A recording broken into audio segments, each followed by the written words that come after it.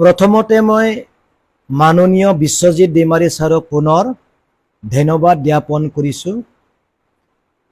সঁচাকৈ ধন্যবাদ দিব লাগিব, চিলুট মাৰিব লাগিব। তেখেতৰ বাক্যবিলাক আমি পঢ়িবলৈ পাইছোঁ, তেখেতৰ চিঠি আমি পঢ়িবলৈ পাইছোঁ, আমি শ্বেয়াৰ কৰিছোঁ। সঁচাকৈ BTCৰ পাৱাৰ, নিজাবগীয়া যিটো সেল্ফ গভৰ্ণমেণ্ট পাৱাৰ চিষ্টেমবিলাকৰ কথা কৈ তেখেতে মাননীয় মুখ্যমন্ত্ৰী ডক্টৰ হিমন্ত বিশ্ব শৰ্মা ছাৰলৈ চিঠি প্ৰেৰণ কৰিছে। সঁচাকৈ আমি ধন্যবাদ দিব লাগিব তেখেতৰ বাক্যৰ যোগেদি, তেখেতৰ লিখাৰ যোগেদি যেন আমাৰ BTC ৰাজ্যবিলাকে বুজি পায়। কিন্তু বিশ্বজিৎ দৈমাৰী ছাৰ, আপোনাকো ক'ব লগা বহুত কথা আছে। এইখন জজা, এইখন ভাইৰাছ BTCত বা BTRত কোনে আনিলে, এইবোৰ চিষ্টেম ব্ৰেক কৰিব পৰা ভাইৰাছ কোনে আনিলে, মই পিছত কম, আপোনাকো ক'ব লগা আছে। এতিয়া প্ৰথমতে মই ক্ষমা খুজিছোঁ BTRবাসী ৰাজ্যলৈ। কেতিয়াবা BTCৰ ৰাজ্যক মই দুখ দিওঁ। প্ৰমোদ বড়ো ডাঙৰীয়া গভৰ্ণমেণ্টক সমালোচনা কৰি পাৰে ৰাজ্যবিলাকক অশান্তি পৰিৱেশ কেতিয়াবা কৰি দিওঁ, মই ক্ষমা খুজিছোঁ। আৰু মাজে মাজে নিখিল বড়ো ছাত্ৰ সন্থাকো ৰাজনৈতিক দলৰ নিচিনা তেখেতসকলকো মই মাজে মাজে আক্ৰমণ কৰা যেন মই অনুভৱ কৰিছোঁ। কিন্তু কি কাৰণত এইবোৰ হৈছে আপোনালোকে নিজে জানে। মই যুক্তি সহকাৰে কিছুমানক মই আক্ৰমণ কৰি আহিছোঁ।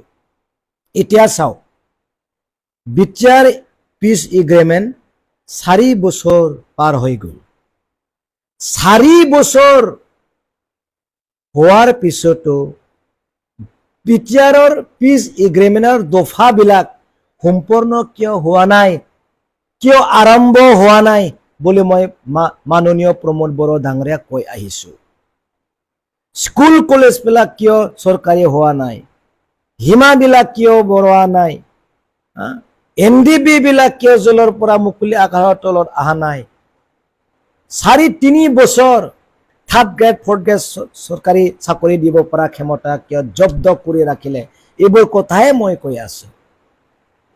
এতিয়া চাওক, প্ৰমোদ বড়ো ডাঙৰীয়াক কৰিব নোৱাৰাৰ কাৰণে মানুহবিলাক বেয়া নাপায়, তেখেতৰ মানুহবিলাক।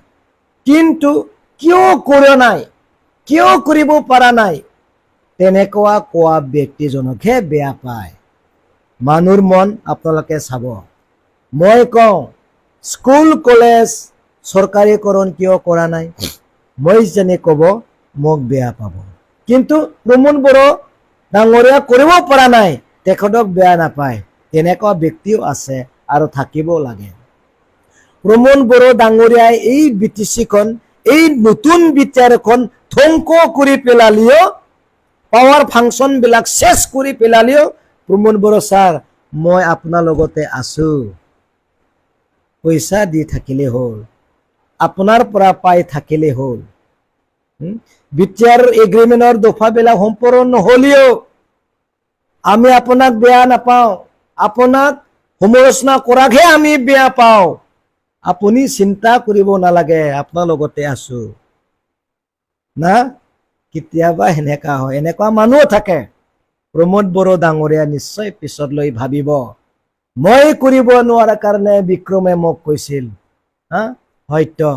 কিন্তু মই কৰিব নোৱাৰা কাৰণে মোক ছাপোৰ্ট কৰা মানুহজন সেলফিছ, স্বাৰ্থপৰ, নিজৰ পইচা পালে হৈ যায়। তেনেকুৱা নিশ্চয় প্ৰমোদ বড়ো ডাঙৰে এই মানুহবিলাক ভাবিবলৈ বাধ্য হ'ব, নহয় নে নহয় কথা। এতিয়া চাওক, এই BTRখন মাননীয় বিশ্বজিৎ দৈমাৰী ছাৰে বৰ সুন্দৰ বনাবৰ কাৰণে BPF দল এৰি ফালে BJPত গুচি গ'ল। এতিয়া 16 ডিপাৰ্টমেণ্ট কাৰ পৰা আহি পেলাই ভাইৰাছটো আহি পেলাই ধ্বংস কৰি দিছে য'ত বিশ্বজিৎ দৈমাৰীয়ে বহি আছে তাৰ পৰাই আহি 16 ডিপাৰ্টমেণ্ট বেয়া কৰি দিছে এইখন পঞ্চায়ত ৰাজৰ কথা হা এই ডিষ্ট্ৰিক্ট লেভেল কমিটি ক'ত পৰা আহিছে বিশ্বজিৎ দৈমাৰীয়ে য'ত বহিছে এই ফাউণ্ডেশ্যন পৰাই আহিছে হয় বিশ্বজিৎ দৈমাৰী ছাৰে ঠিকেই কৈছে এলাৰ্ট কৰিছে সজাগ হ'বলৈ দিছে কিন্তু আপুনি আপুনি ক'ত আছে আপুনি কি কৰি থাকিছে আপোনাৰ জাগাৰ পৰাহে আপোনাৰ দাদাৰ পৰাহে আপোনাৰ ভাইৰ পৰাহে বিটিচিৰ ধ্বংস কৰা ষড়যন্ত্ৰ ব্লুপ্ৰিণ্ট কৰিছে আপুনি ক'ত আছে আপুনিতো বিটিচি পুৰা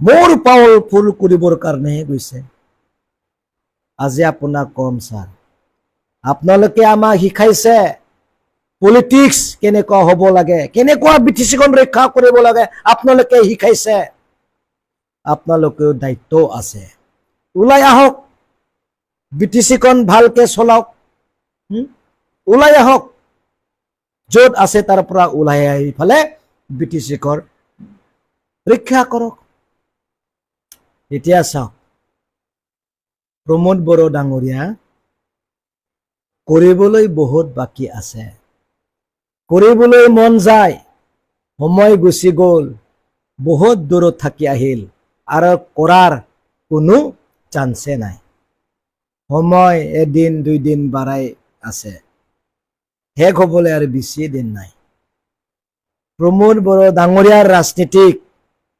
নৱেম্বৰ ডিচেম্বৰৰ পৰা অতি ভয়ংকৰ আৰু আকৰ্ষণীয় হ'ব দেই আপোনাৰ ৰাজনীতিক এৰি আহিবলৈ হাজাৰ হাজাৰ থাউজেণ্ড মানুহে আপোনাৰ পৰা গুচি আহিব মই আজি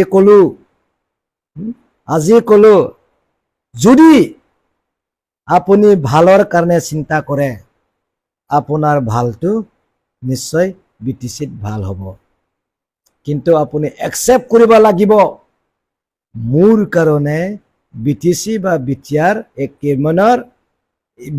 এগ্ৰিমেণ্টৰ দফাবিলাক সম্পূৰ্ণ হোৱা নাই বুলি আপুনি একচেপ্ট কৰিব লাগিব আপোনাৰ ভুল আহি আছে পিছলৈ কম কিন্তু মই ক্ষমা খুজিছো